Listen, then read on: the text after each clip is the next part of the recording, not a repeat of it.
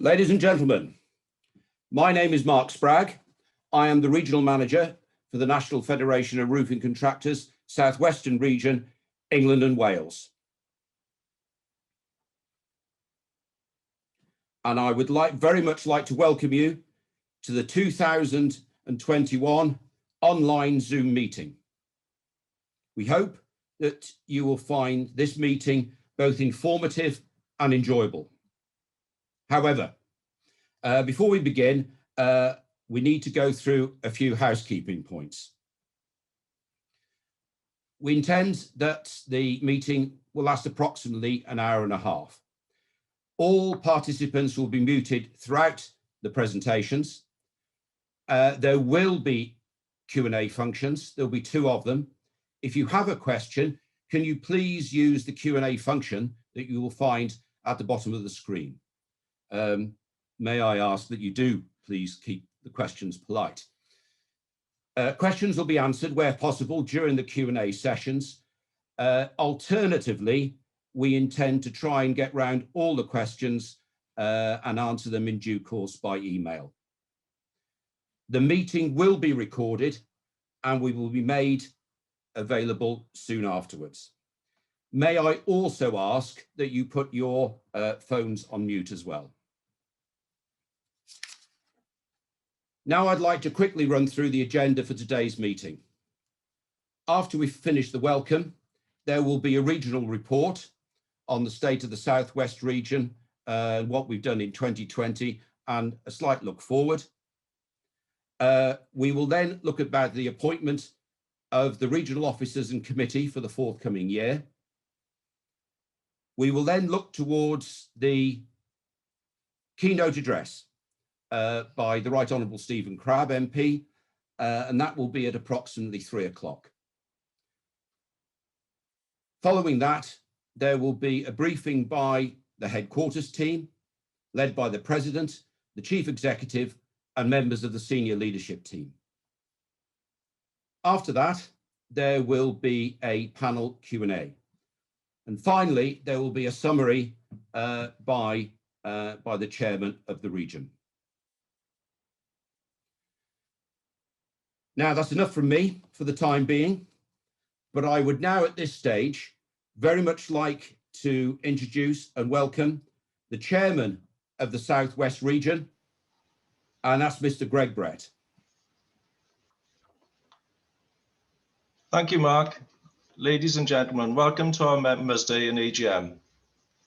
As I reflect over the last 2 years, the last 12 months in particular has been tough for us all, and we've sadly not had too many opportunities to meet face-to-face. However, despite the pandemic, the work of the Regional Committee has continued all the way through, meeting up on Zoom more regularly to take up any issues on behalf of members, particularly support on technical issues, resolving consumer disputes, and also ensuring high standards are maintained for triannual inspections and also for new member applications. We received good feedback from member calls at the start of the lockdown, with the NFRC being an excellent source of helpful information on health, safety, and financial support. Support and help is always here for you, so please get in touch and we'll do our very best to help. It has been a pleasure working closely with Mark over the last 2 years. He has the utmost integrity and honesty, and we have had a good dynamic working together. I'd like to thank him and especially the team headquarters at London for all their work making today a reality. It is also important, I believe, to recognise the support that Jill has given Mark at previous events. I have to say, the contribution made by your regional committee has been outstanding, always willing of their time, and our region quite simply couldn't function properly without that collective effort. So a big thank you to all of them. Thank you for your generous support at previous events, which helped to raise just over £2,000 for muscular dystrophy, a charity close to my heart as it affected my late brother John. I'd like to thank incoming chair Andy Rowlands for continuing with the charity, and I wish him all the very best as he takes over the role of chair today, and I have every confidence in him. Next slide, please. I hope you enjoy the presentations, and I would like to extend a warm welcome to our guest speakers. the Right Honourable Stephen Crabb, Kevin Taylor, President of NFRC, James Talman, CEO of NFRC, and members of the senior leadership team. I wish you all well, and I hope to catch up later in the year when we're able to resume our event at Chepstow, where I'm sure Mark will be sporting his latest coloured horse racing clothing range. Thank you very much, and I hand you back over to Mark Spragg. Thank you, Greg, especially a comment on my sartorial elegance or not in that case. Anyway, may I say, notwithstanding that, Greg has had to cope with the situation as chairman, unlike any other previous holder of the post. And it is because of clearly what's happened in this last year. And it has been a pleasure to work with him. He has led the region in an exemplary manner. I would like to say he's the born leader, and he's totally unflappable. There have been a number of things that we have been required to do together, and we've dealt with them well. And when I've been in, sometimes he has dealt with things extremely well. Last year was a challenge for everybody, and it was one of these occasions from the regional point of view. It started with this. Next slide, please. Casting my mind back almost exactly a year, we were ready to go with regard to our Members' Day annual general meeting that was due to take place at Chepstow on the 19th of March 2020. We were having discussions both between region and the headquarters, and between myself and Greg, as to about what was due to happen, whether we would have to cancel at that stage. We decided on the 16th that would have to be the case because of the worsening situation. Now I put this slide up, which is the cover of the A5 size glossy brochure that we dish out to all delegates as they arrive at the AGM at Chepstow. And I'm left with 300. Now, they are now, as you can see, they're a bit of a collector's item, never issued. Anybody can get in touch with me, and they are going at a reasonable rate. So hopefully they will be in a museum in years to come. With regard to last year, and more importantly, really, I cannot praise the support that the region and the membership in general received from headquarters NFRC. Most of you will probably be aware of the COVID-19 page, and a decision was made that went up on the website, and a decision was made by the chief executive early on that this would be available to all, not just members of the NFRC, but anybody who could log on to that.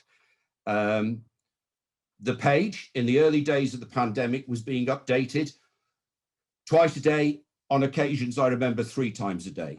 And we at regional level were sending out link emails to all our members indicating that this sort of thing was happening.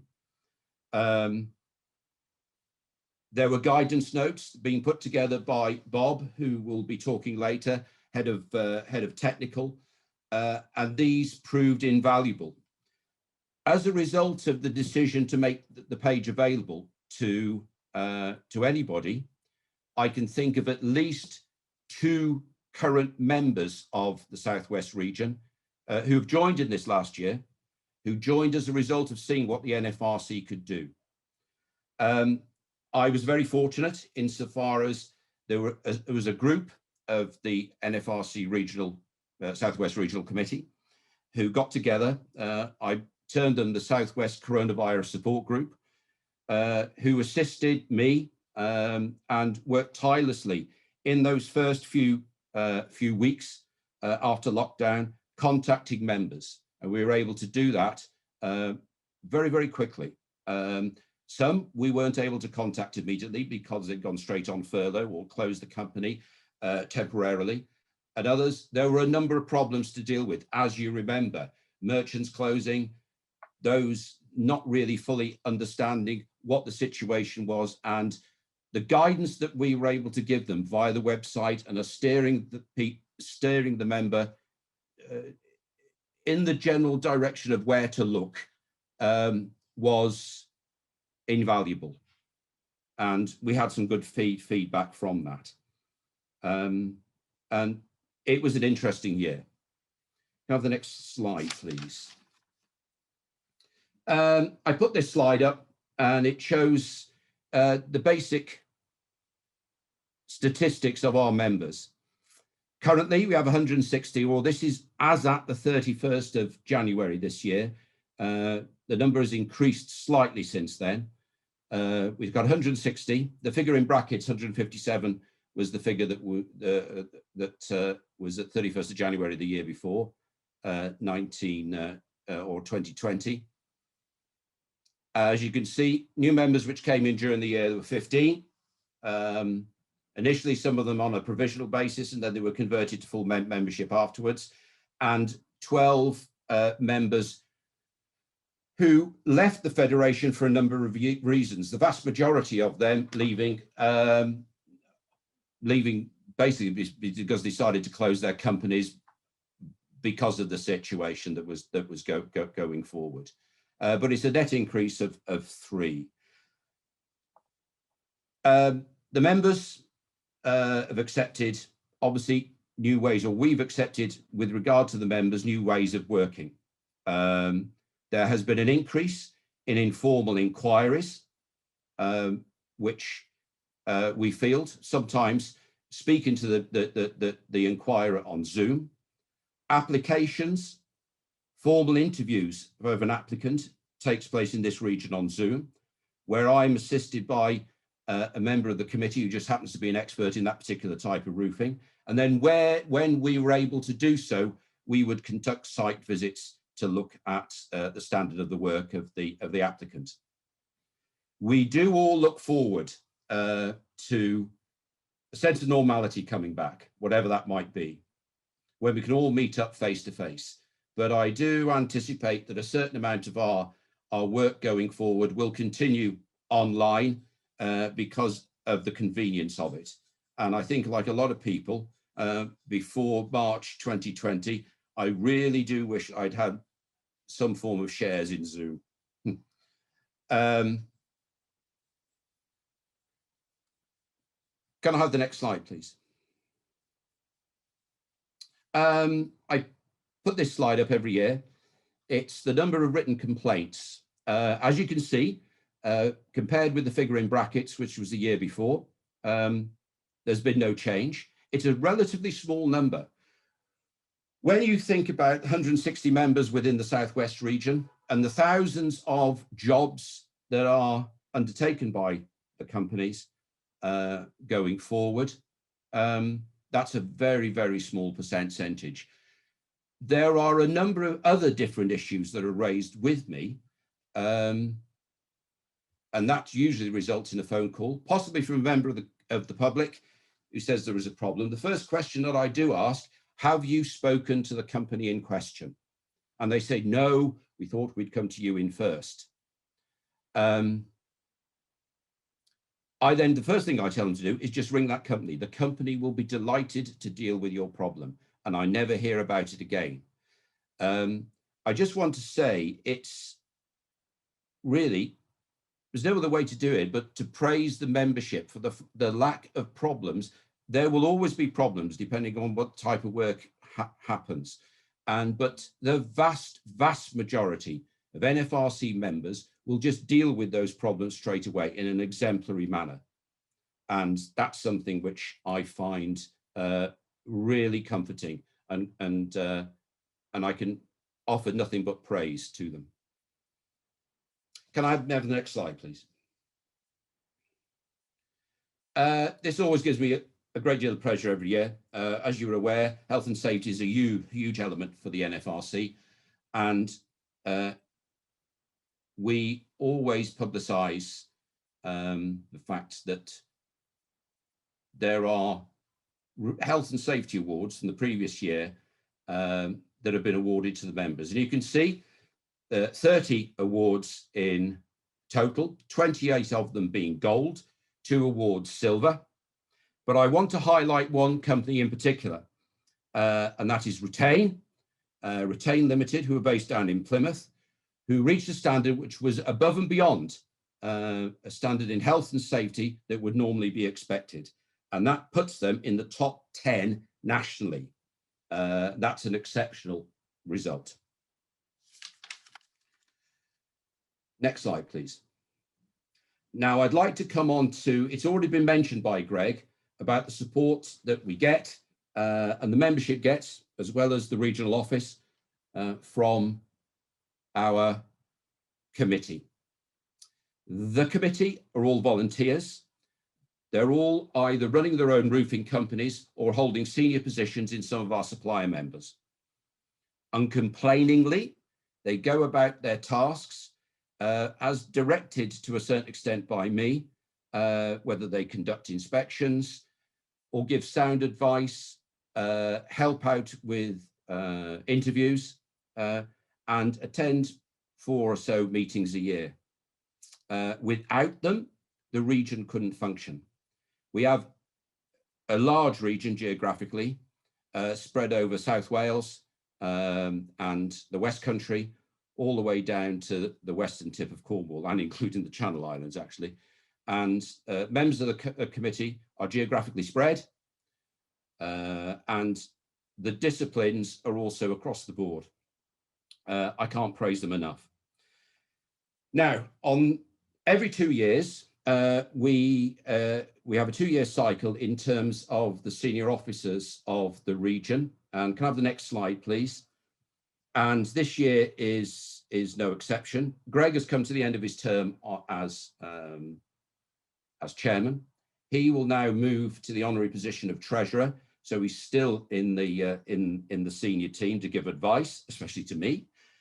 And with our succession, the vice chairman is now moving up to chairman, Andy Rowlands, and coming into the position of vice chairman is Leslie Hodge.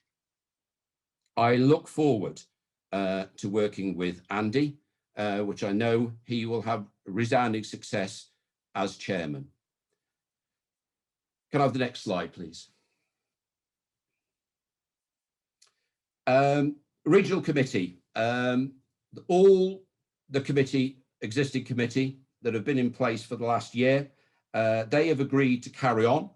And as you can see, there is the list. As I said, they are geographically spread around the region. The disciplines are all completely across the board. And they are a huge source of expertise to both the membership and the NFRC per se.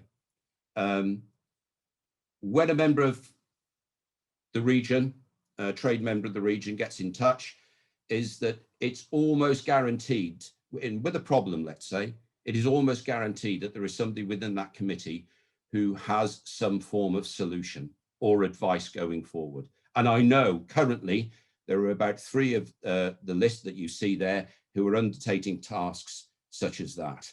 I cannot praise them enough. It is superb. They have all agreed to carry on moving forward this next year, and I look forward to working with all of them. Now, ladies and gentlemen, that concludes the formal regional part of the meeting. Thank you very much for going through that one. I thought it was important that we go through the normal bits and pieces that we would do at an AGM Members Day, as well as we could in the circumstances. So thank you very much indeed for that.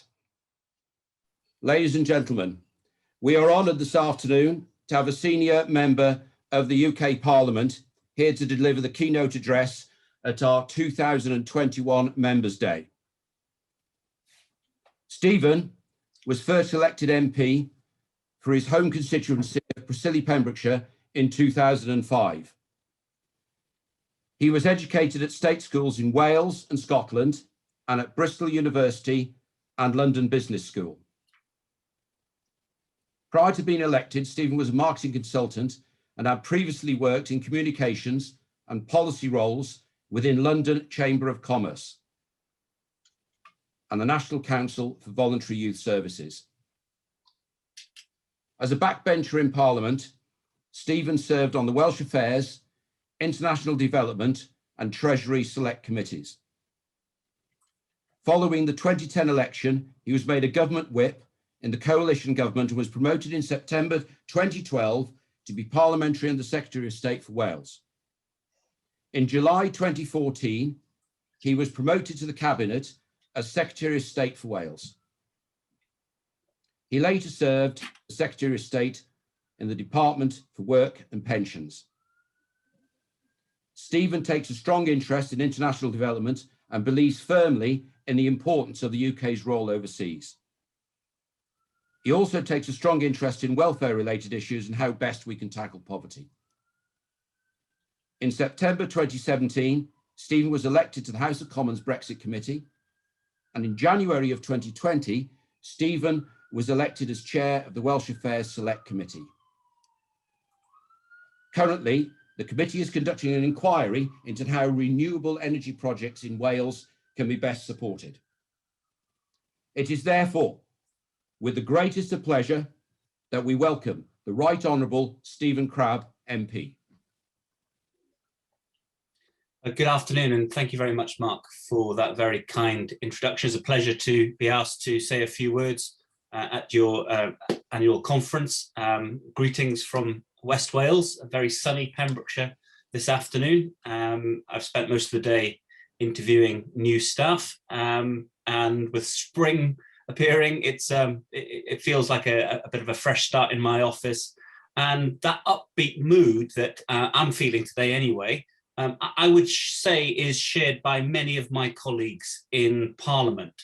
There is no question that the success of the vaccination programme has meant that I think the mood has certainly shifted nationally in terms of the pandemic, a sense that the vaccination programme will lay a good platform, a good foundation for hopefully a strong recovery certainly during the second half of this year, and depending on how other things turn out, particularly in relation to the way the pandemic is moving in Europe, hopefully we can see large parts of the economy recover strongly during the course of 2021. The construction sector, like many other sectors last year, took a real hit. Now numbers vary from what I've seen, but between 10 and 15% dropped last year. I think the Treasury expects this year for that lost output in the construction sector to be made up, and with relatively strong growth again then in 2022. So the outlook certainly for the construction sector, I would say, is a positive one. When you look at where a lot of that growth is coming from, there's no question that the amount of household savings that we've seen during the pandemic, where families not spending on monthly commuting costs, not spending on restaurants or foreign holidays, there's a lot of extra cash that's gone into savings accounts during the course of the last 12 months. Some of that is already being spent in the construction sector with home improvements and refurbishments happening, and that's expected to continue to grow during the course of this year. I've seen that firsthand in that my son, who's 19, did very, very well in his A-levels last summer, surprised us remarkably last August, when he had spent the summer working for a house builder in London, who was a very busy house builder, and he announced to us the evening before his A-level results came out that he'd cancelled his university applications because he didn't fancy going off to university in the current climate. And has in fact taken up an apprenticeship with this building firm.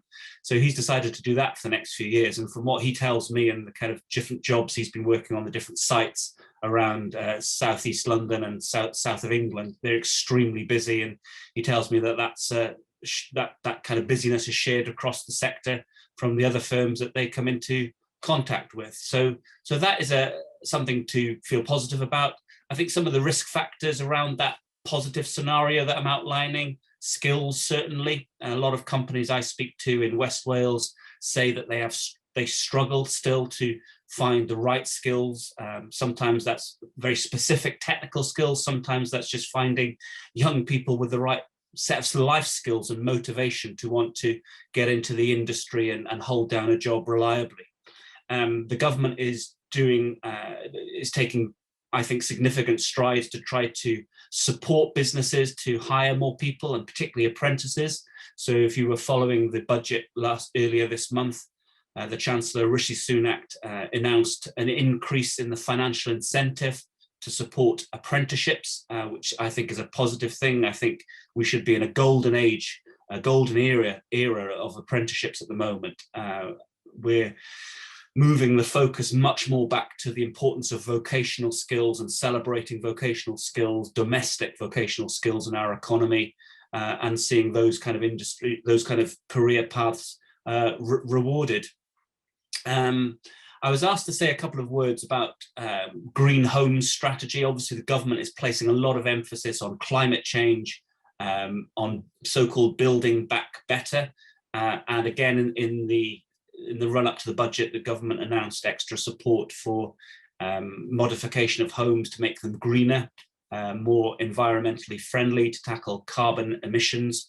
So Green Homes Grant is one of the main policy tools, certainly in England, for that. But I would be taking you for fools this afternoon if I sat here and said that scheme is working as well as ministers had hoped. The recent statement from the Environmental Audit Committee in the House of Commons, I think, made clear some of the weaknesses of that scheme and where some of the improvements need to get made to make sure those vouchers are rolled out and are supporting the kind of work that ministers had intended for it. But overall, as I say, I am relatively upbeat about the year ahead. Yesterday, we had another vote in Parliament on renewing the coronavirus regulations, the lockdown restrictions, if they're needed for the next 6 months. There is some controversy around that. Not all of my colleagues share the same view of the government on that. There are plenty of my colleagues who believe we should be reopening up the economy faster, given how significant the fall is in infection rates across the country. There are some of my colleagues who would go slower, and there are some of my colleagues again who just think the whole lockdown strategy has been a disaster for people's livelihoods and a disaster for mental health and social and economic well-being. But overall, there is a clear view in the House of Commons about the way forward, and we think that the kind of cautious approach that the Prime Minister is taking, and in fairness, is a very similar approach that's being taken in Scotland and in Wales by the administrations there, that is the correct way forward. But nevertheless, with that cautious, careful approach, laying a good foundation, hopefully, for sustainable recovery during the course of the rest of this year. So I hope that's okay as a way of introduction. I'm very happy to take any questions.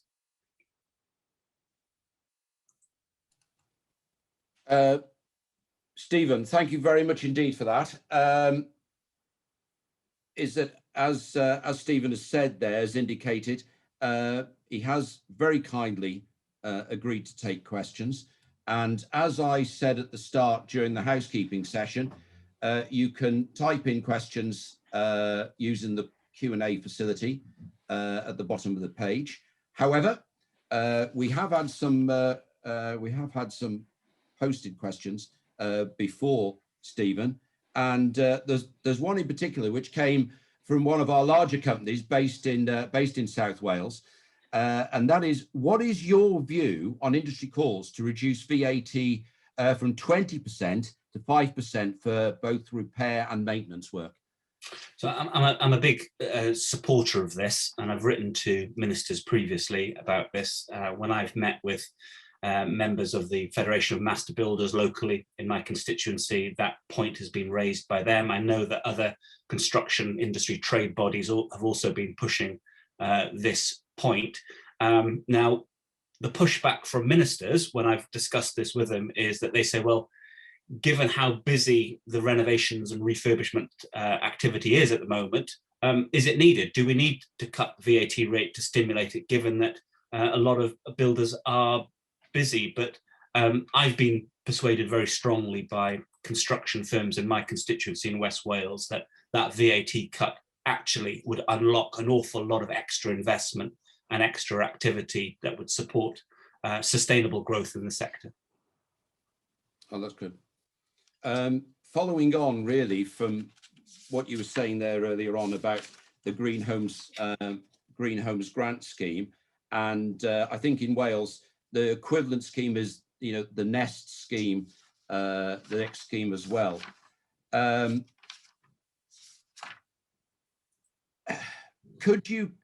Do you know? I know you're not part of the government, but obviously you're a member of the governing party. And I don't know whether you can confirm whether the government, as part of its green initiatives, intends to communicate at grassroots level so that practical working systems can be put in place, really, that will benefit roofing companies and the homeowners association in particular. Yeah, I'm not sure I fully follow all of the question there. When I've looked at this scheme and I've read some of the material that the Environmental Audit Committee have looked at, it seems that there's a real problem in terms of delays around issuing the vouchers. There are issues around companies getting accreditation from Trustmark to be able to do the work that the vouchers support. And I think my colleague Philip Dunn, who's the MP in one of the Shropshire MPs who chairs the Environmental Audit Committee, I think he put out a statement saying that the Green Homes grant is moving at a snail's pace, and I think it would take 10 years at the current rate for the government to actually meet its targets with these 600,000 vouchers.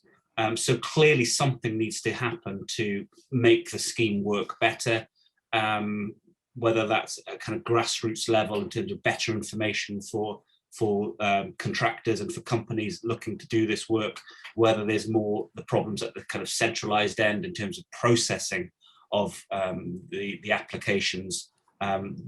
Something needs to get fixed, and you know, there's pressure on the government to do that. It really, it was from the same source, this that last question, and there was a follow-up. Following on from that, as far as you know, can you confirm that the government's commitment to the Green Homes grant exists, you know, taking it up to March 2022 at the moment?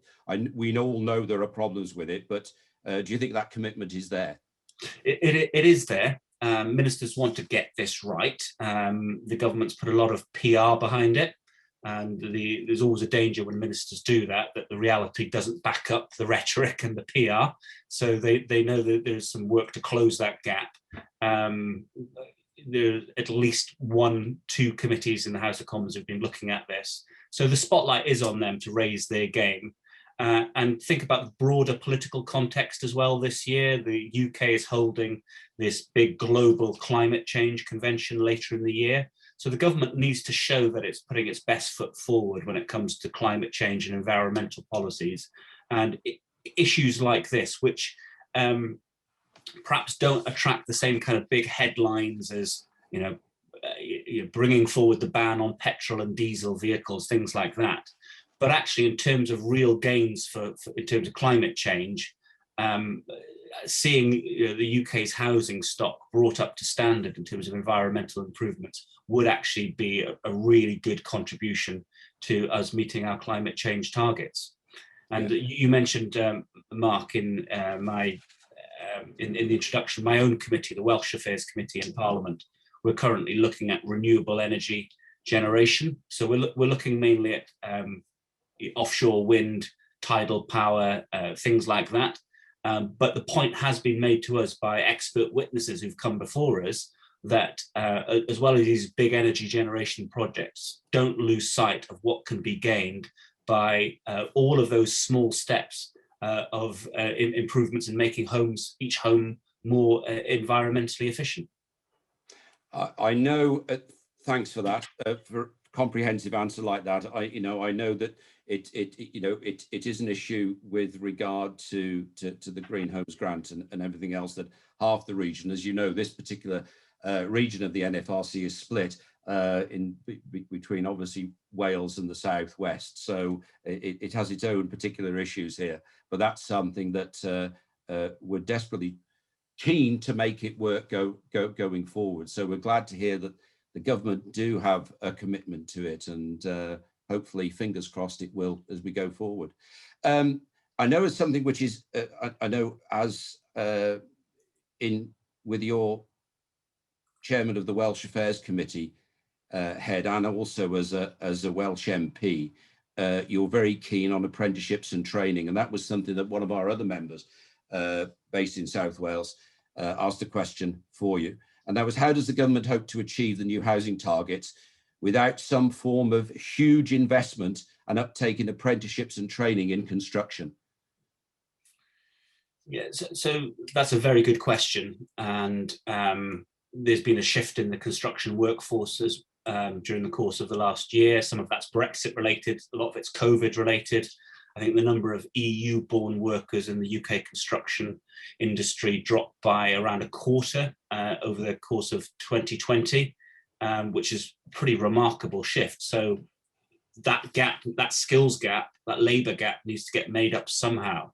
And the truth is that the construction sector needs, more people like, dare I say it, my son, who chose not to go off to university, but to give construction a go and get on site and learn some practical skills, and he's having a great time. And we need to encourage young people to think more positively about those career paths, but also that cash incentive that you talk about. So that's exactly why the Chancellor of the Exchequer at the budget at the start of this month, he's kind of almost doubled the amount of money, as far as I understand it, that he's giving for each apprenticeship that's being hired. So I think firms can get up to around £3,000 per hire for creating these positions, and I think that's a good start. Now, whether or not your members say that is enough of an incentive, I'd be quite keen to hear what the response to that is. But from what I see, given how constrained the public finances are at the moment, it's a good thing for the government to be putting its money where its mouth is, not just talk the talk about apprenticeships, but actually try to get some money out there and create those real incentives. But when I talk to local building firms here in West Wales, sometimes it's to do with financing. Other times it's the sheer problem of just finding the people with the right motivation and life skill set to want to do those jobs. I have a stepbrother. He's a carpenter, runs a very busy carpentry practice on site. He took on an apprentice last year, and the apprentice walked off one day and didn't come back. Finding people who can that kind of stickability, and it's not just something related to the construction sector. Other employers tell me that as well. So I think there's a kind of society-wide challenge there about equipping young people during the course of school with more of a practical vocational orientation as well. And one of the great disasters and mistakes, I think, of the last 20, 30 years or more in this country has been the overemphasis on the academic, trying to push far too many young people through a university route, and actually not value and celebrate the what could be achieved through the vocational route. I think all our members would agree that there is always a need for, with our particular part of the industry, a need for good roofers, and getting people into the schools in order to be able to make roofing an attractive industry. And I know that's one thing that we're coming on to later in the meeting, about the way in which we're doing that, and with our roof cert scheme, making this a professional aspiration for youngsters, and that's a good thing. Are you okay to stay and answer a few more questions, because I've got some coming through for the next? Delighted to, Mark. Yeah. Anything okay, more? That's great, Stephen. Thank you. I've got a question here that's come through from one of our members based in the Wiltshire area, and that is, what do you think about the forthcoming building safety regulations and the future requirements to prove competency? It might not be. Are you aware of any of that? If I'm being absolutely honest with you, Mark, that's outside my expertise, really. Okay, all right. In that case, I won't. My limited expertise, such as that is. Yeah. I won't press you on that. Another question has just come in here, and I don't know whether this is again outside your remit, but this has come through from one of our, and I think you know, is that the NFRC consists of two types of members: the trade members, who are the roofers themselves, and also we have supplier members, many of which are the sort of large manufacturers. And this is a question that's come through from one of our larger manufacturers, and that is, with the pandemic still ongoing and lasting far longer than anyone anticipated, schemes such as help to buy and stamp duty extension, 2021 seems as if it's going to be pretty buoyant. Now, the question is, what are your predictions for the construction market, if you have any, in 2022? And do you expect any particular sectors to over or underperform? That's a really good question. Quite a bit of crystal ball gazing. Yes. As I said in my introduction, the government's own outlook for the construction sector is a relatively positive one, and that's something that the Bank of England shares as well. I think they're forecasting or hoping for growth of around 4 or 5% during 2022 for the construction sector. But the truth is that there are so many uncertainties around that. We all thought that we would be well and truly beyond the pandemic by now, this time last year. And the truth is that this thing has lingered around far longer, and it's reinvented itself with these mutant variations. And not just Britain, but the whole world seems, certainly Europe seems to be a lot more vigilant, and some parts of Europe really struggling to shake it off. We are way ahead of where other European countries are at in terms of the vaccination program. So domestically, for our domestic economy, good reasons to be upbeat about that. But for those companies doing international trade, and particularly for sectors like foreign travel, very, very difficult, very, very difficult 12 months coming up still, I think. But as I was talking about this big spike that there's been in domestic savings, people sitting on, and it's not true for the whole of society. There's a lot of families out there who've, the last year has been difficult financially for them because of job losses and things like that. But there's an awful lot of families who've been saving money and are now spending that, which is why certainly the building firms down here in West Wales, where the property market is actually quite moving quite fast, because one of the shifts that COVID has helped accelerate, and it's not just in Britain, but America, we're seeing this in other European countries, that pushing people away from urban locations to the countryside, people deciding to reinvent their lives if they're going to be working remotely from home in the future, choosing to do it, from much greater distances from where their offices used to be based. So places like Pembrokeshire and West Wales are seeing that. We're seeing a lot of people buying properties here, and given the gap in property values between West Wales and somewhere like the southeast of England, you can get a lot for your money, and that's what's driving a lot of, certainly in West Wales, a lot of the local building trade, refurbishing, doing up properties on the back of that, some of those property sales. Stephen, thank you.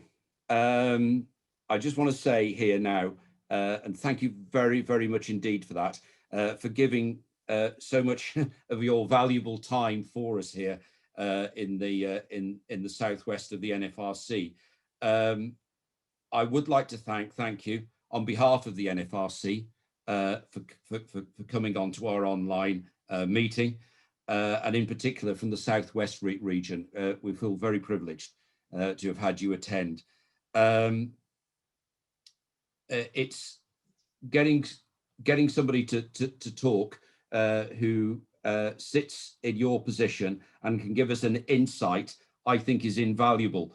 And I once again thank you very much indeed for coming. Well, thank you, Mark, and do stay in touch, and always feel free to send through suggestions and ideas, either to me in my parliamentary role or in the wider committee role as well. Well, I think as a result of what you were saying there, and some of the information that would help you going forward in your role as chairman of the Welsh Affairs Select Committee, is that you probably will be getting some information and suggestions from perhaps some of our members as a result, many of which who are attending here and have been enthralled by what you've had to say, and in particular your answering of the questions. So once again, thank you very much indeed. Thank you. Have a great weekend all. Bye-bye. Thank you. Ladies and gentlemen, we now move forward to the next stage of the meeting.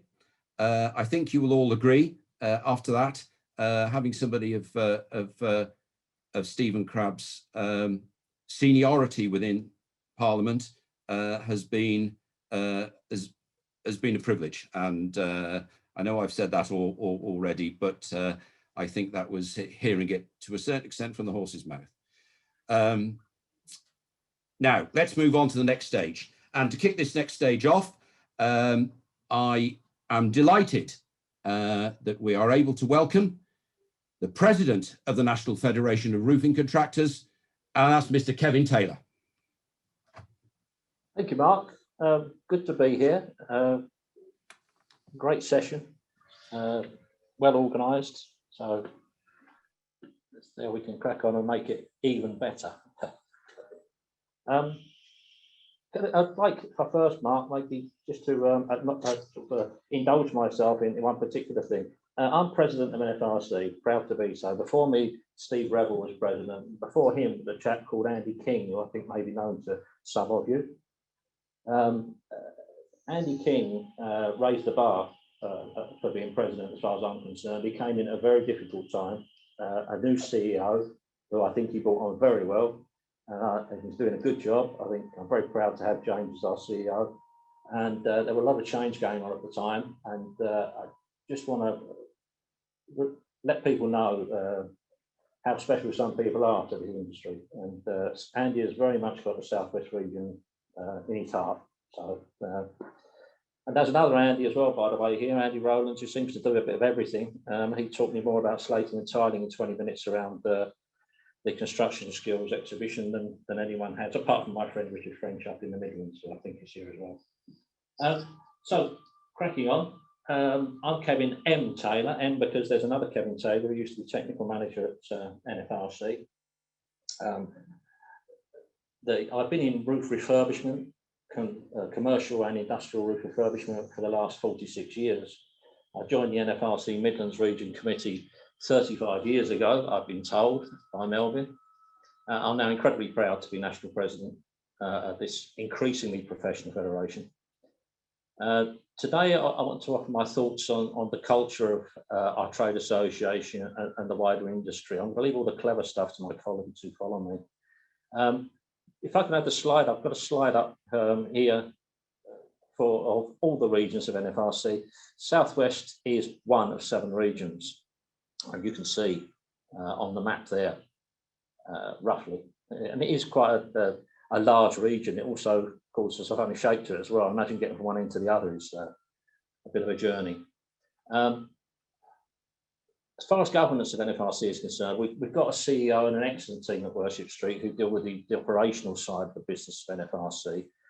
All of our members get regular updates on what initiatives and projects are in hand, and what's clear is the amount of work processed is quite phenomenal, and you'll hear more about that from the next couple of speakers. The extent and nature of the projects in hand at any time is governed by our strategic plan. The strategic business plan is drafted by James, CEO in the past, James at this moment in time, every autumn. It's agreed along with the budget at a board meeting in November.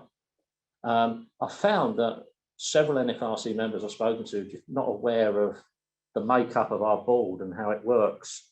And they say to me, how do you become president?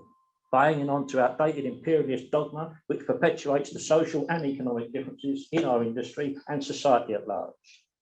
Well, of course, that's actually not quite true. So I thought I'd put the record straight.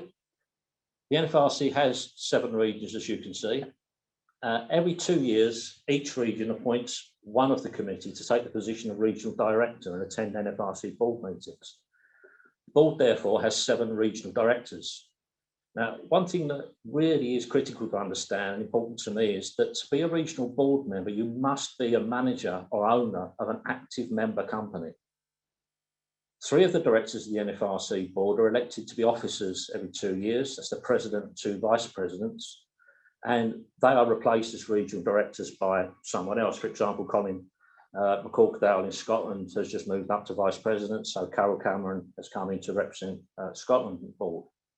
What this means is, and again, it's important to me, a minimum of 80% of the voting places on the board of NFRC are current trade members of the NFRC. We don't have a collaborative of some civil servants brought in from outside or anything.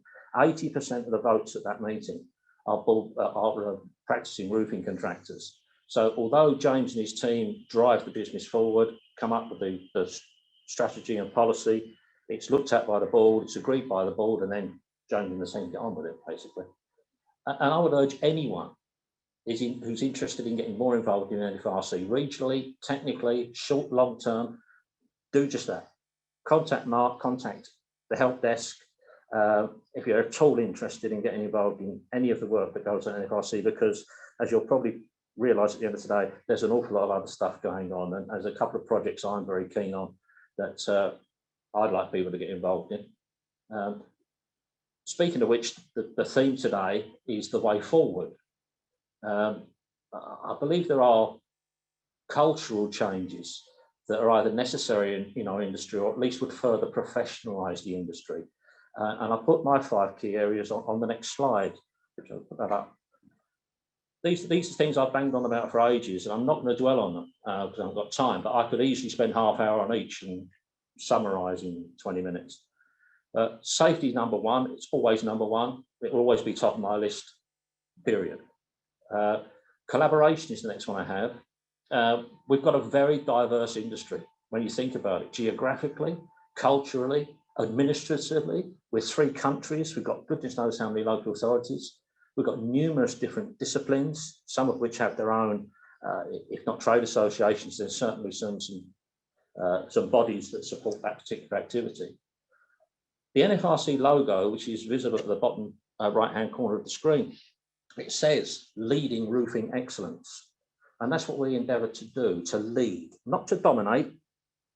We want to collaborate and involve everybody as we can. But make no mistake, we're here for our members. We're here to do what is best for our members. But there are other external agencies who we work very well with. I do apologise if occasionally we don't actually keep everyone up to date. It's almost impossible on a weekly basis. You'll see some of the fantastic things that have gone on in the last 12 months shortly. But we do try to collaborate wherever possible. The environment, big issue at the moment, obviously. We must keep looking for ways to improve our activities. I'm in the refurbishment market, as I mentioned, and for the last 35 years, we've stripped off asbestos roofs and dealt with all sorts of things. We're now looking at recycling almost everything that comes off roofs. I believe every job of any significance on the refurb side should have an environment management plan. And I think if there's demand, at least, I think the NFRC are looking at drafting up some sort of guidance on how to put together a plan. There is some, but I think that's something we can really move on with and look at other things, other areas that we can improve the environment. The last 2, 4 and 5, career path and inclusion. Actually, for me, they're linked. They sit nicely together. That, by the way, is why they're both in blue. How about that? You think we just make this up as we go along, but this is not true. Career path and inclusion. Our industry needs quality people in almost every area. We need, in my opinion, to be able to show a prospective joiner to our industry that there's a definite career in roofing, not just a job. We also, I think, need to do more to diversify and open our industry up to people from underrepresented sectors. I'm not going to dwell on it too much, but I have done in the past, as many people know. it's been rightly said, and I accept it's been said, we do not close our doors to anyone. But we need to do more, in my opinion, to proactively change the makeup of our industry and better reflect the diversity of our society. There's a lot of really good people from minority groups that aren't really attractive, if you like. James and I have already had a couple of meetings with representative agencies from like-minded minority groups. Again, please, I'd urge anyone who has any views on this subject and maybe wants to get involved, I'd certainly be interested in putting together a forum of some description to explore fairness, inclusion, respect. It's a whole range of subjects that come under this heading. That's as much as I want to bang on about for today. I could talk about all these things for an awful long time. Mark, thanks for inviting me. I'm really looking forward to, hopefully in October, getting together and actually standing around the bar afterwards and chatting about all sorts of stuff with like-minded people. But have a fantastic conference, or Members Day, as we call them now, and happy to take any questions later on, or meet you in a bar online somewhere, perhaps. So, my job now to hand over, pass the baton across the table to James Talman, our CEO. James, carry on. Thank you very much, Kevin. And if I may just sort of point with regard to the President and coming into the role at a time of this pandemic and not being able to enjoy the real sort of social interaction with the members, we sincerely hope that we can have that opening up to enable Kevin and the board to be able to be, you know, circulating with the members at events. So if I may, then if Joe, could we move on slide wise? I'm conscious that you had to endure me for a little bit. I'm conscious of the time. So just picking up on my headline there, March to March and beyond. We all sort of remember, I think, talking to Mark leading up to the Chepstow event, and was it going to be on, wasn't it? And it was literally sort of down to the last few days, I recall vividly. And if you may recall, then we went into lockdown, and then we were told to work from home unless you can't. And initially there was a sort of real mixed message when it came to construction. But ultimately, and I am so pleased for our sector that the government has supported construction throughout this pandemic. And, you know, without sort of getting into colors of politics, seeing the regularity, certainly in the more recent past, of ministers and the Prime Minister wearing a high vis with a hard hat is a real encouragement, and this build back, etc., is a really strong endorsement for construction. And I think as a collective, there's a picture of Alex Sharma there, but the construction minister, Nadeem Zahawi, I think did an excellent job for construction, being on calls regularly with Minister Zahawi going back last year, and one can see why he's being candidly so successful with the delivery of the vaccine. So I think we've got a lot to thank Mr. Zahawi for. That continuance of work obviously has impacted yourselves as members, and we have to reflect, you know, us as trade association professionals, we've all been working from home, generally speaking, whilst you've been at work. And the role of our support team in providing advice to enable you to continue to work and to give you, you know, a heads up in situations which were constantly changing, I hope you found beneficial. I know certainly our guys have felt the job has been most rewarding over the last year. Next slide, please, Joe. So I'm not going to sort of, we've already heard from Mark about the fact we established the coronavirus hub, and this sort of access to information is something we really want to encourage, because the more we can show that by the nature of the information we provide broadly, it's a reflection back to yourselves as being members of a professional body. And the point I really want to sort of focus on, just as a headline point, the recognition that we've had from government in terms of construction continuing to work, and the measures, good or bad. Currently, we've heard a little bit about Green Homes Grant. We're very familiar with the challenges of ensuring that that's going to work for us as a body, but the part of our policy requirement of seeing that the continuance of refurbishment measures by government, both for domestic and indeed for commercial work, is crucial to our sector. And that investment comes with something we have to consider, that as an industry, we are going to support the other side of what has clearly been accelerated during this pandemic by government. And that is the skills agenda, the commitment to skills, a commitment to careers, a commitment to modern ways of working, the environment, and crucially, as we all know, and I saw the gentleman's question regarding building safety, the government wants to see industry taking control. It doesn't want to interrupt or come in. It'll only come in if industry doesn't control itself. I think there's a real strong opportunity for us collectively as an industry, and I use Kevin's term of a collaborative industry, to show that we are taking ownership and sorting out these matters in return for supporting this real strong drive to build. Next slide, please, Joe. So over the past year, we've communicated with you in perhaps one or two new ways.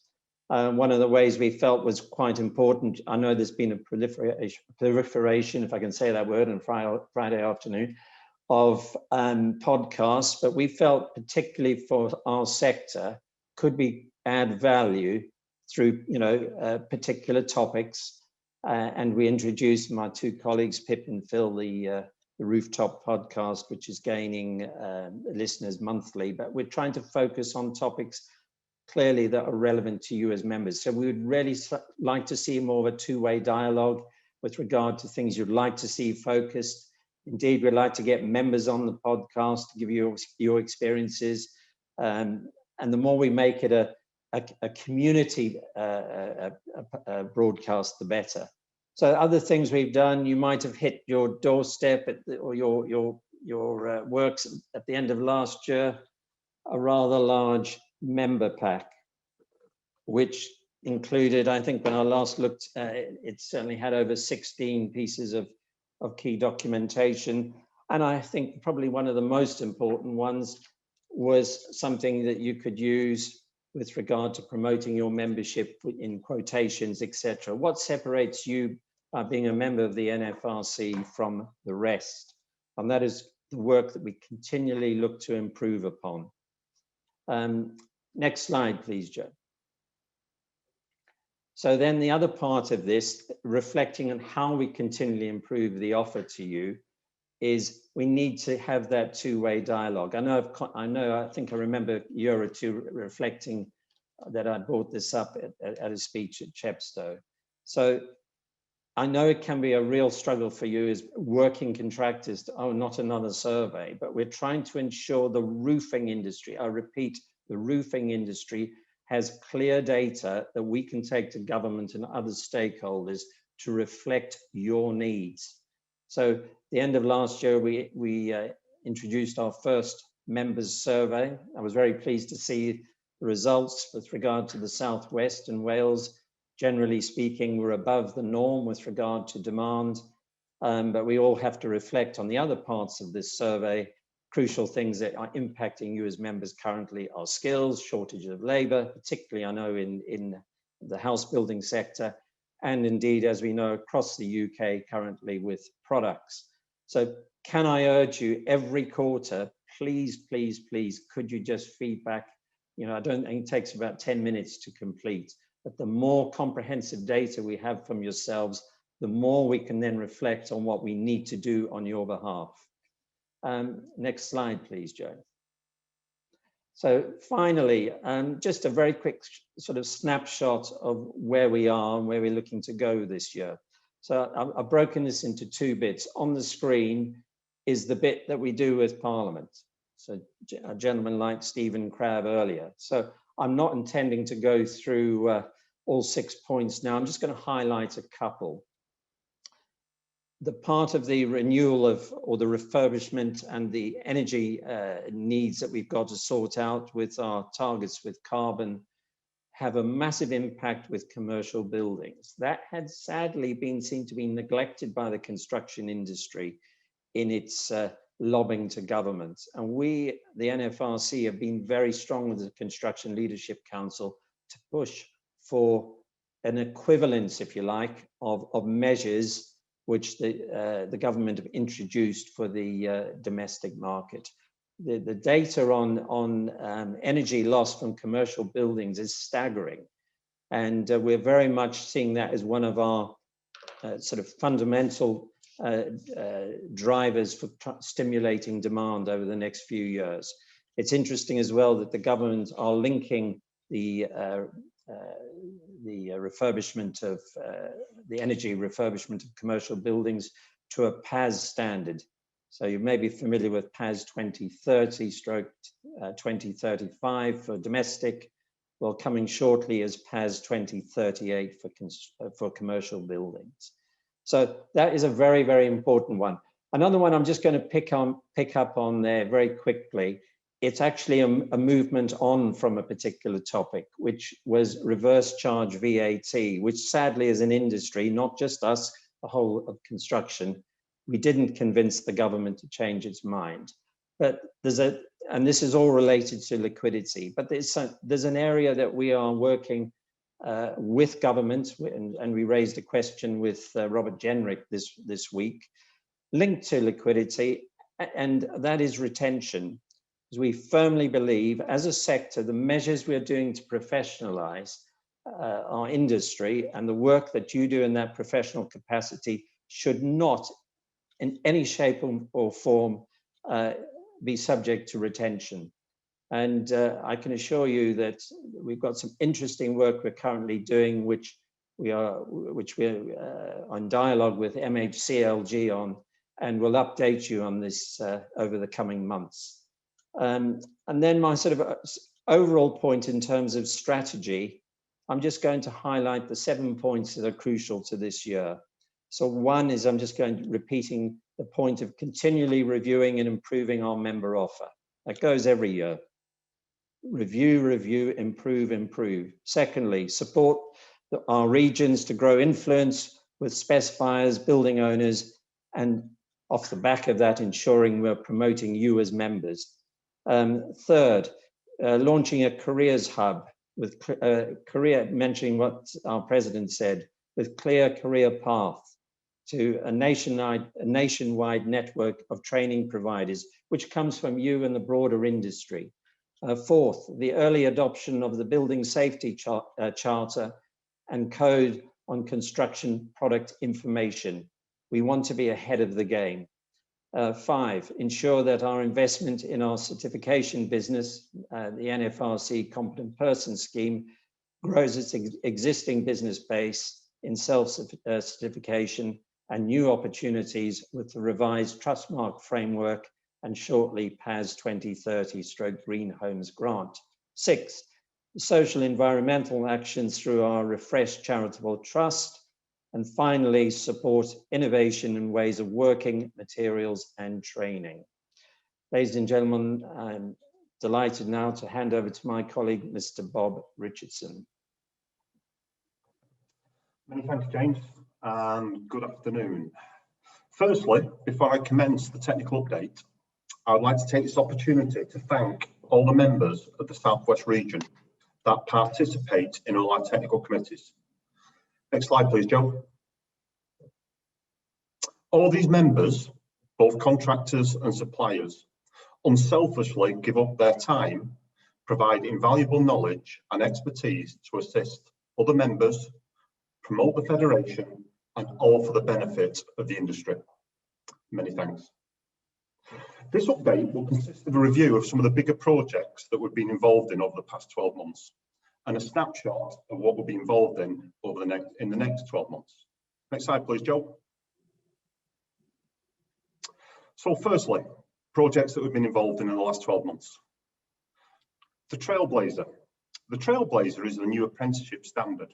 This is a new full framework training standard that commenced in September 2020. We are working closely with the Institute of Apprenticeships to ensure that all 4 roofing disciplines have a robust training content and a quality endpoint assessment. We hope to submit a revamped Trailblazer assessment in May, in readiness for the July consultation to enable delivery in September. Endpoint assessment organisation.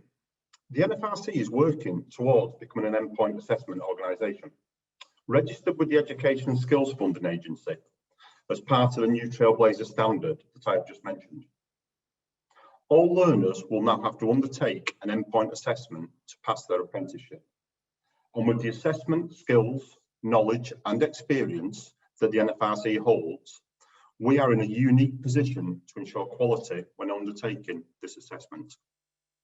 Please remember, if any contractors have got apprenticeship, young learners going through an apprenticeship, it is up to the contractor who undertakes their endpoint assessment.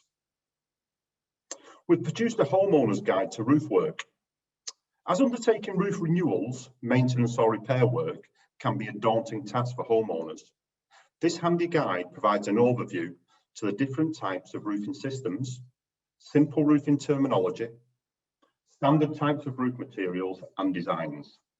It advises the homeowner on any responsibilities that they may have and gives them information on how to select a contractor and the benefits of using an NFRC member.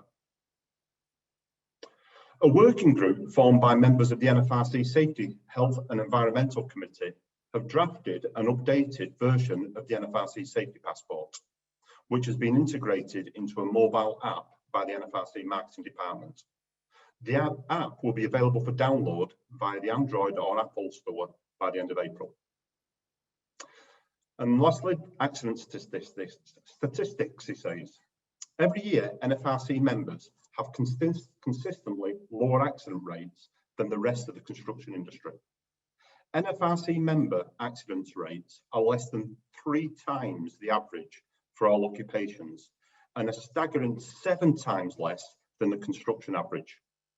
To promote this, we have formulated a report that will be promoted to external organisations that compares the last 3 years, showing the types of accidents that occur and how low your rates are to the industry norm. This is a fantastic achievement which we feel should be celebrated. Next slide, please, Joe. So just quickly, I'll provide a snapshot of a few projects that we'll be involved in over the next few months. At this moment in time, there's a consultation going on for Part L and Part F. L being the conservation of fuel and power, and F being ventilation and overheating. The NFRC will be forming a response on this consultation and providing that to MHCLG on the 13th of April. Once we've completed this and we understand the direction this is going in, we'll then provide guidance notes on the website for the changes that are going to come. We are undertaking a guide, almost like the homeowner's guide that I've just mentioned, but for architects. This will be a guide that's been requested by an architectural practice and REBA to give architects, young architects that are coming into the industry, an overview of the different types of roofing systems and where best to use those roofing systems. We are involved in producing some BIM models on different roof systems, products and their detailing, including 3D renders. These will be available for all members on the website in the coming few months. We're assisting the MBS with periodic review service and the technical knowledge to ensure consistent information is provided throughout the specification process. Safety building regulator. As you may be aware, the government has asked the HSE to establish a new building safety regulator in the wake of Grenfell Tower disaster, and following recommendations in the Building Safety Future report by Dame Judith Hackett. This new regulator will oversee the safe design and construction of high-risk, multi-occupancy residential buildings. It will be an independent review and give expert advice to the construction industry, building design industry, local residents and local regulators alike. And finally, in partnership with the Roof Tile Association, we are producing a design guide for roof tiling. This will be an educational aid indicating the correct design and installation techniques for this type of roof covering. Next slide, please, Joe. And now for something a little different. In addition to the well-published projects and the information that you see on the website, I thought it may be informative to highlight some points that you may not be aware of. So, 72. 72, this is the amount of technical and safety guidance documents that have been updated or published in the last 12 months, not including any COVID advice that we put on the website. 12. 12 is the number of British standard committees covering all different forms of roofing, cladding or fire that the NFRC are now members of and are represented for the benefit of the membership. 17. This is the number of external committees that we attend, like the Advisory Committee on Roof Safety, so we can provide up-to-date information for the members. 123. This is the number of companies that entered our Health and Safety Awards that all had to be reviewed and judged and the certificates issued. Once again, I'd like to echo Mark's comments right at the beginning regarding Retain Limited. What they did health and safety wise, the information they provided and the proactive stance they took was amazing. So very well done. 210. This is the number of companies that entered our roofing awards, and all these had to be reviewed and shortlisted and put forward for judging by the technical team. 14. This is the number of NFRC members that supported our engagement with the government and the Kickstart scheme to help get 16 to 24-year-olds get a 6-month job placement. 33. This is the number of Kickstart placements that we have undertaken to support so far. 18. This is the number of actual live placements being advertised in job centres at this moment for those 16 to 24 years to undertake a 6-month job placement, thanks to our members. And finally, 71. This is the average number of technical inquiries from both members and members of the public that we respond to on a monthly basis, which equates to just over 3 inquiries every working day that are responded to. That's my update for technical and training. I'm now going to hand over to my colleague, Richard Miller. Richard, over to you, sir. Thanks, Bob. Just want to quickly say, appreciate time is getting tight. I just want to thank everybody in advance here for continuing to listen to myself and the final speeches of the day. So good afternoon. My name is Richard Miller. I'm the Head of Qualifications and Standards at the NFRC. I take this opportunity to first extend a warm welcome to you all to today's Regional Members Day for the South West and Wales. Over the next few minutes, I will give a brief overview of some of the activities currently ongoing within the Federation relating to quality and compliance. I shall cover the following topics over the next few slides: NFRC membership inspection and the modernisation programme, Roof Cert, the only roofing accreditation scheme in and for the industry, ongoing and aspiring activities within the NFRC competent person scheme. Next slide, please, John. As some of you may be aware, over the last several months, work has been ongoing to modernise the NFRC membership inspection process. There are a few key reasons as to why this work was initiated and continues to be a focus for the Federation. Some of those key reasons for review and change are as follows: the introduction of a new quality assurance process. At the NFRC, we are committed to quality and compliance, and therefore will be introducing a revised quality assurance process. This is aimed at providing additional support to inspectors before, during, and after inspections, identification of common themes through inspections, and to support continuous improvement overall. To avoid duplication, there are current and aspiring members of the Federation that are also part of the NFRC's competent person scheme. As a member of the Federation and a certified business operating under CPS, you will be subject to multiple inspections. As part of the modernisation programme, we are continuing to explore and review how we can avoid multiple inspections simultaneously, which ultimately reviews similar criteria. Monitoring of work activity is an important function within the Federation offer and will continue to be the focus point for membership compliance. This also supports and aids future Trustmark compliance requirements. To move forward with technological advancement and change. As we are all aware, the advancements with technology now allow us all to deliver services in a more streamlined, standardised and secured way. Therefore, as part of the modernisation programme, the move from paper to digital has been factored in. This means that soon all inspections will be completed using our digital platform iAuditor, of which those in CPS will be aware, and submission and retention of evidence will be stored in TrackMyRisks, a cloud-based secure platform. An additional benefit of using TrackMyRisk for members is that this will alert you when some policies are expiring, like insurances, and will enable you to upload them at any time. This can also be shared with your clients for review for key documentation, for procurement or other processes, should you wish to enable the access. We have tested this with several businesses so far with very good positive feedback. Completion of this initial work is expected in the coming weeks, with carefully planned transitional arrangements to be put in place. This will mitigate additional work placed upon members and will naturally occur during triennial inspections. However, these transitional arrangements are subject to change based on the region's agreed approach. More on this in the coming weeks.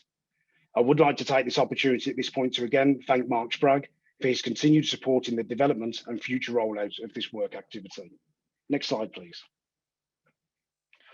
Over the last couple of years, the NFRC have been developing the only roofing accreditation programme for the roofing sector, RoofCert. Over the last 12 months, there has been significant developments in the scheme, some of those forced changes due to COVID-19, however, all with positive outcomes. To date, we are now edging towards 1,000 registrants and 100 fully accredited operatives with a healthy pipeline of activity.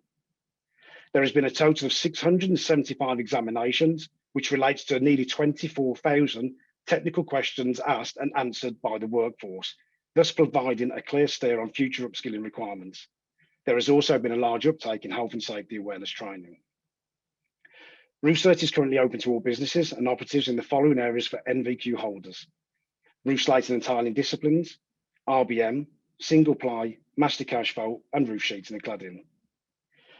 We previously presented and stated that we were working with the standard setting body and CSCS to develop an experienced worker route for those operatives with vast experience, no qualifications, who previously may have been issued with a CSCS skills under grandfather rights, or as more formally known, industry accreditation. This has now been achieved. This has now been achieved and approved by the standard setting body and the CSCS board. And I confirm that we are in talks regarding delivering the first pilots for roof slating and tiling disciplines, with a view to funding the first 100 operatives through the assessment process. Successful completion of the one-day assessment will enable the operative to apply for the blue CSCS skills card once the other elements are also complete. Those registering to RoofCert and who successfully pass the appropriate knowledge test will also be able to apply for the temporary red skills card whilst working towards that route. There is one common statement that we keep hearing across all competence committees in construction right now, and that there must be a minimum level of technical training and assessment of all operatives and a process to revalidate skills over time. Whilst a lot of discussions currently relates to high-risk buildings, there is a clear sense of direction that competence should be demonstrated and maintained for all work. And as stated by Dame Judith Hackett in recent reports, do not wait for regulation change, act now, for it is the right thing to do. For additional information on RoofCert, please visit the website at www.roofcert.co.uk. Next slide, please. Finally, I want to give a brief update on activities related to NFRC Competent Person Scheme. NFRC CPS hold accreditation under UCAS, the United Kingdom Accreditation Services, to offer the roofing industry the ability to self-certify remedial works. This is instead of having to obtain building regulation approval by local authorities or private building inspectors. This is often seen as a benefit financially to both contractor and client, as there are no building control fees and is a quicker, less disruptive process. One development I want to highlight that is ongoing this year, and the NFRC have a key role in, is the introduction of the revised MTCs, known as Mandatory Technical Competencies. Since the introduction of competent person schemes, government have specified that MTC must be in place in order to ensure the right level of business and operative competencies are in place in order to self-certify. This means that in the next 6 to 12 months, a revised set of MTCs will be published, and those operating self-certification will need to continue to demonstrate compliance. More on this will be communicated via CPS comms at the appropriate time. Final couple of paragraphs here. Back in late November, the NFRC held a webinar specifically aimed around Trustmark and PAS 2030 35 requirements, thus in relation to the Green Homes Grant. We stated back then that it was our intention to apply to extend our scope through the competent person schemes to offer PAS 2030 certification to contractors.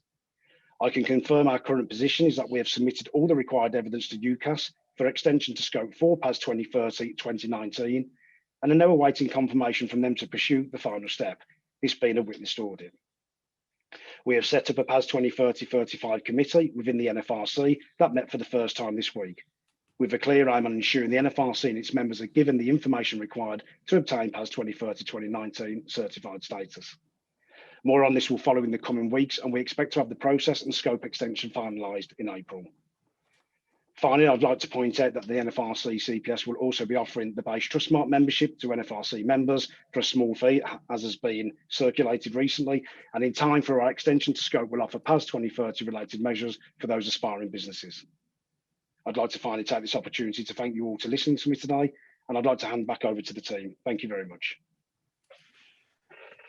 Richard, thanks very much indeed for that. That was a good summary, you and the rest of the team summary going forward. Now, the panel will now, consisting of the President, Kevin, James, Bob and Richard, will take questions. Now, they can be typed into the Q&A at the bottom. We've got to be fairly fast on this one with looking at the time, but I do want to start with a question that's come in, and this is directed towards you, James, as Chief Executive. Can you just summarise really what you see being the greatest challenge currently facing the NFRC as an organisation? The biggest challenge, Mark, candidly, is the pace which government's been putting out legislation or looking at acceleration because of or in spite of COVID. So we're seeing it absolutely sort of every week there is some consultation to review. We're obviously all aware of the issues around building safety, but the sheer scale of the work to review this, to reflect as well, you know, that busy working contractors have to also, we've got to reflect on how we can help the contractors, our members, to be on the right side of changes and to make sure we robustly kick back on things which we believe are not required. A good example of that recently was on BBA certificates, where we collectively, our membership, do not want to see some form of enhancement. We want to see that the existing certificates are being properly policed and monitored. But it's that sheer scale of things, Mark, as well as, if I may, the day job. Absolutely. Okay, thanks very much for that, James. There's one that's come in from one of our members in the Bristol area, and it's really for Bob, and it is a concern here about material shortages. And you know, from your knowledge and intelligence of what's going on within the industry, do you possibly see an end in sight to that going forward during this next year? Short term, Mark, the honest answer is no. There's global shortages in both engineered timber, which is used for roof battens, slating and tiling, and in galvanised steel. Prices are going up, they've doubled and tripled recently, and there's no end in sight.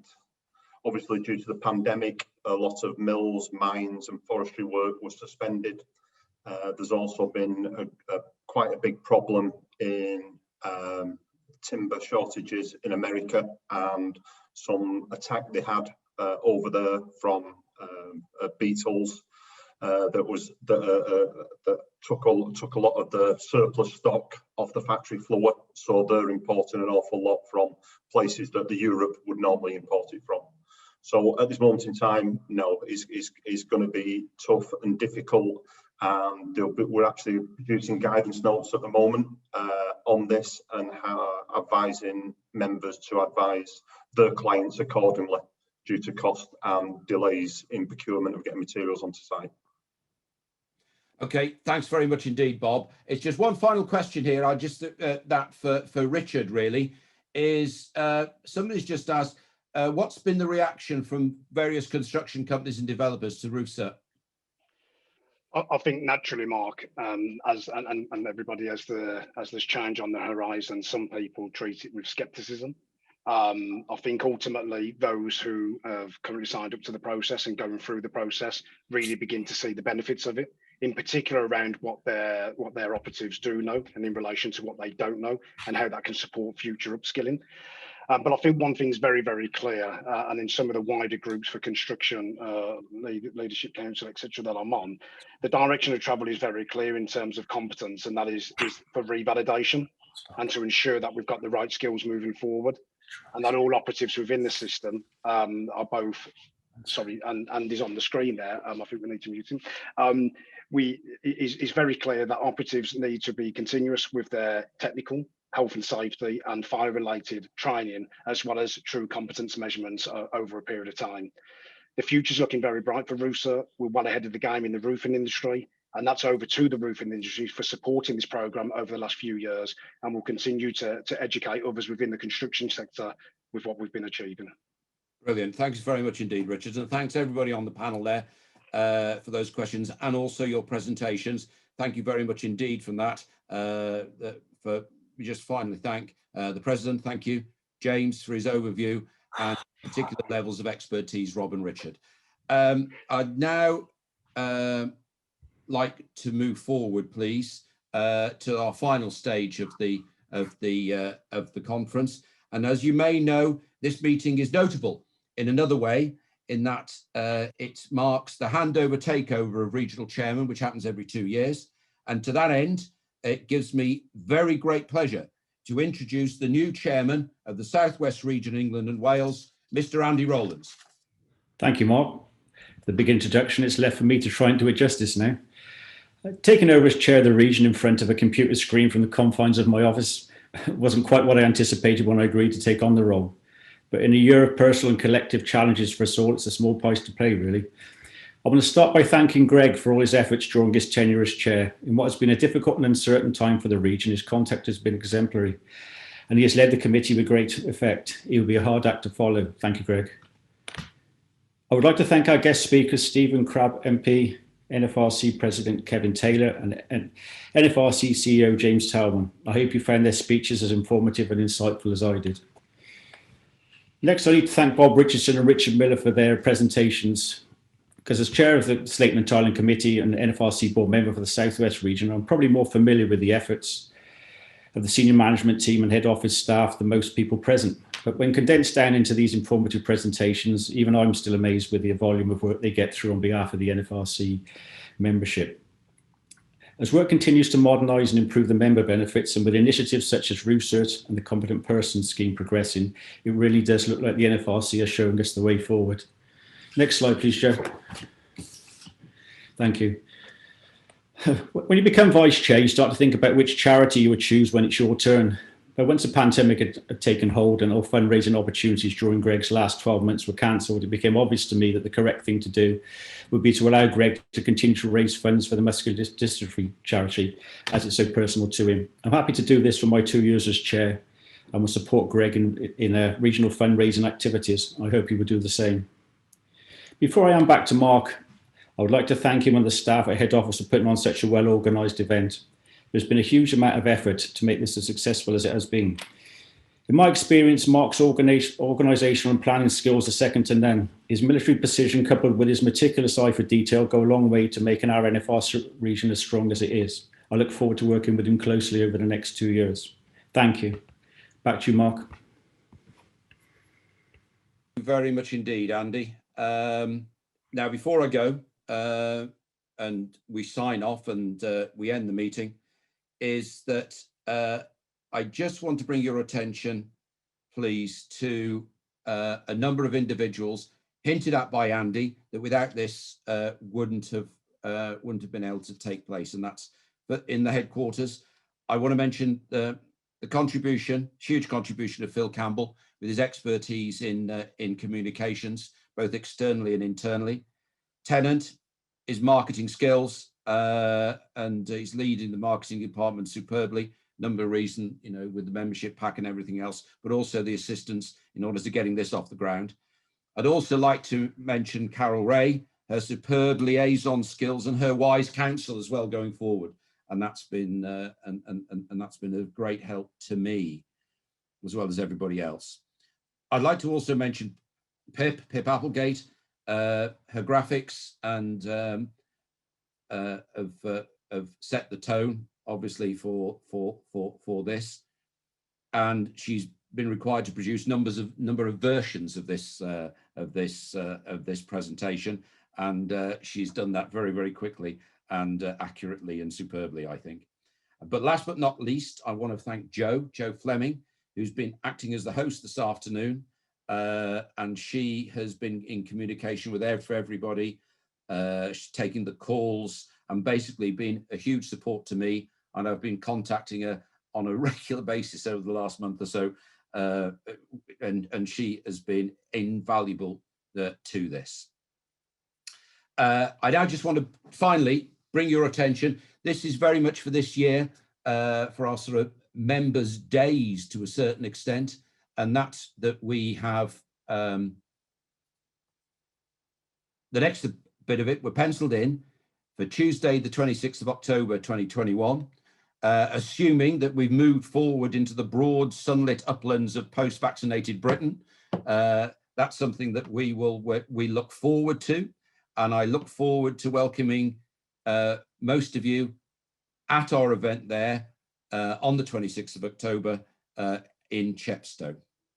And finally, as you see over my right shoulder, you see the daffodils there. I am based in Wales, and before we go, I do want to say, even though I'm an Englishman, adopted Welshman based here, I just want to say finally, come on Scotland. Ladies and gentlemen, thank you very much indeed for attending, and I wish you all a very pleasant evening. Thank you.